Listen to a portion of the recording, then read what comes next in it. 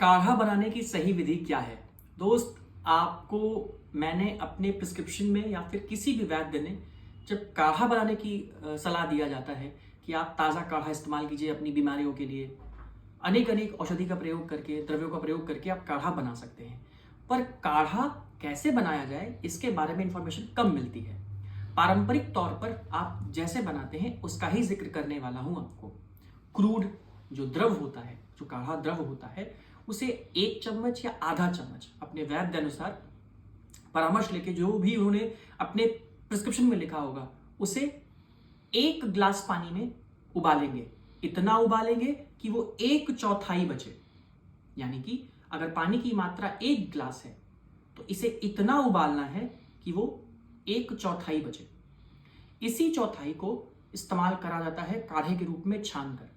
और विशेष तौर पर यह बात ध्यान रखिएगा कि काढ़े को ढककर कभी नहीं पकाया जाता। काढ़े को ढककर पकाएंगे तो वो काढ़ा नहीं कहलाएगा, विषाक्त हो जाता है और वो आपके किसी काम का नहीं रहता। इसीलिए काढ़ा को बनाने के लिए खुली आंच का प्रयोग कीजिए, धीमी आंच का प्रयोग कीजिए। काढ़े को बनाकर स्टोर ना कीजिए फ्रिज में।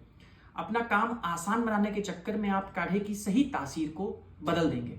इसीलिए भले ही आप कम इस्तेमाल कर रहे हो काढ़ा, लेकिन आपको काढ़े को कम मात्रा में इस्तेमाल करना है, यानी कि 10 ml या 15 ml इस्तेमाल करना है। और आपको धीमी आंच में खुले बर्तन में ही इसको पकाना है। इसे स्टोर नहीं करना है लंबे समय के लिए। कोष्ण अवस्था में ही इसे पीना चाहिए। आप सबने कोविड में देखा होगा कि लोगों ने 1-1 गिलास काढ़ा पिया और पेट में अल्सर आ गए, और हम दोष देते हैं आयुर्वेद को। कोई भी चिकित्सक, कोई भी सुलझा हुआ चिकित्सक आपको 1 गिलास काढ़ा पीने की सलाह नहीं देगा। काढ़े की सही मात्रा 10 से 20 ml होती है। उसको सही तरीके से बनाएंगे और काढ़ा आपके लिए जीवनदायिनी गुण देगा। सही आयुर्वेद चुनिए अपने लिए, अपनों के लिए। आयुर्वेद सबसे पहले।